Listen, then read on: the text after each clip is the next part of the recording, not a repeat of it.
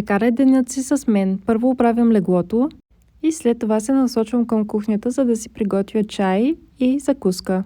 Винаги съм вярвала, че начинът, по който започваш денят си, има значение.